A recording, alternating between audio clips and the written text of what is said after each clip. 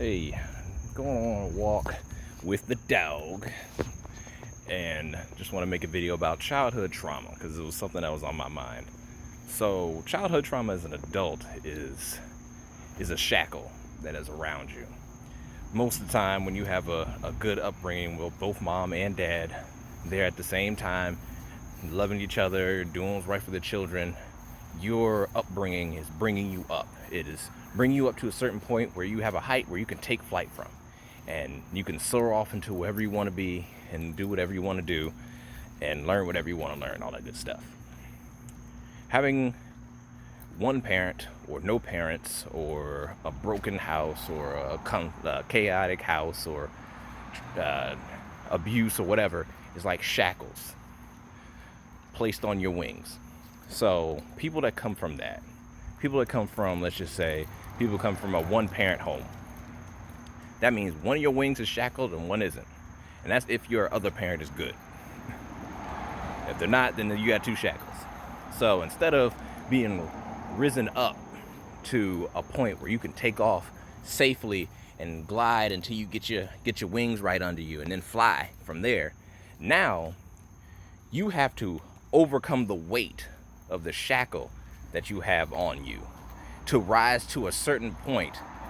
And then you have to remove that shackle to even be able to begin to try and fly. That is what childhood trauma does to you in your adult years. And most people don't realize it. Most people think, okay, you know what? I didn't get what I needed to as a child, but I'm gonna work real hard. I'm gonna get to that point and then I'm gonna take flight. It's gonna be good. No, until you take that shackle off and release your mind and your heart and your spirit from that childhood trauma, that emotional trauma, and do that shadow work, you're not gonna fly. You're gonna sink. You're gonna fly a little bit. You might get a little bit of wind under you. You might, yeah, I'm doing it, and then you wonder why every time you sink down. You fall into old habits. You doubt yourself. You find partners in this world that reflect the childhood trauma that you had in the beginning, and you wonder why you keep finding someone like your dad, you keep finding someone like your mom, you keep finding someone like whoever was your parental figure, and why you keep falling back into those patterns is because you still got that shackle on you, and that shackle will always pull you down and toward where you left. So until you release yourself from that shackle, it doesn't matter how high you climb before you jump off and try to fly again, you will always sink back down. You need to do that shadow work. You need to do that emotional purging. You need to figure out what is it within you that you need to fix. Because sometimes it's you blamed your parent for doing wrong by you. Which, hey, if they did wrong by you, they did wrong by you. If the shoe fits, wear it. But as an adult, it's only up to a certain degree where you can keep casting that blame, because we make our own decisions. Your parents didn't set you up for success, or one of your parents didn't set you up for success and it hampered you. Okay, sorry. It's real tough out here. But at the same time, you still got to climb up. You still got to release yourself from that shackle, and you still got to take flight. So, yes, it's bad that this happened to you. That doesn't mean you can just, oh, woe is me. Someone needs to make amends. Someone needs to come back into my life and fix this. They're not going to. They're not going to. They don't want to. Don't even worry about it. The less time you spend blaming your parent or your guardian for what they did to you when you're an adult, the less time you spend on doing that, and the more time you spend on working past that internally and releasing yourself from those shackles so they don't hold you back anymore, that is time better spent. The higher you will fly, the further you will go, and the faster you will go. You'll be 55 years old, still shackled down from what your mom did to you when you were 12, what your dad did to you when you were 12. And yes, some things that happened to you were horrid, were not good, were anyone's fault but yours. Tough.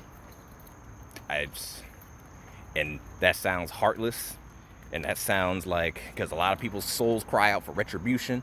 Their emotions, they want retribution. How is this person living comfortably over here and I am shackled down with all this pain that they gave to me? I know. I know. But you still gotta carry that weight. You still gotta keep going. I don't know what to tell you on that one. That's up to the Most High's design. Whatever the Most High says is gonna happen to them, it's gonna happen to them.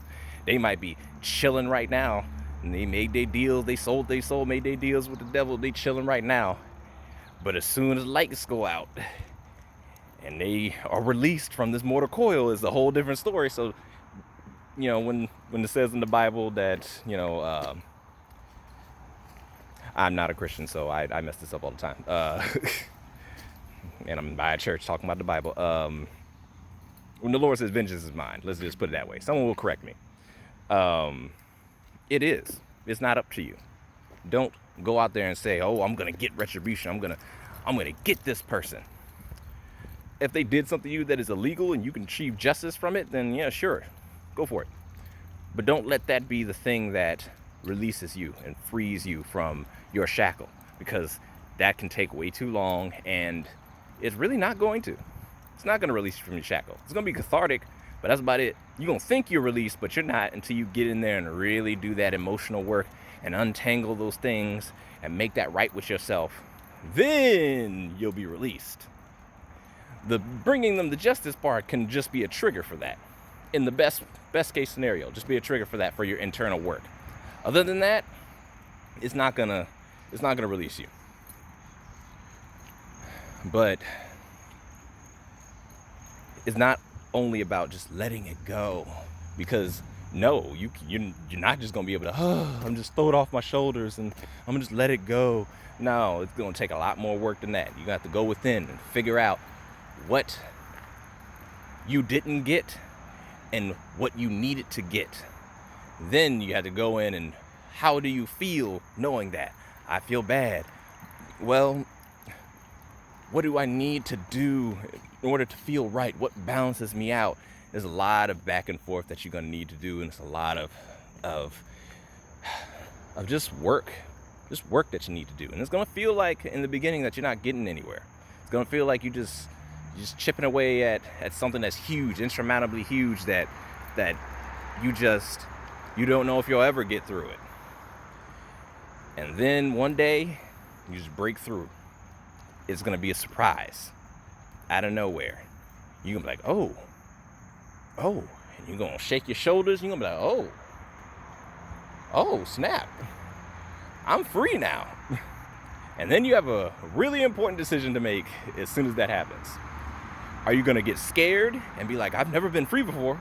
Oh, this is new. I don't know about this. I was spinning around because Leash got around me. I don't know about this. And then you're going to run back to your pain and then start the process all over again. Or you're going to be like, you know what? I'm free. Let's do this.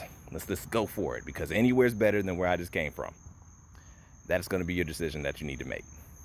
Point blank, period. So that's what I got. I was about to say a quick one, but it's been like 8 minutes and change. Thanks for listening. See y'all later.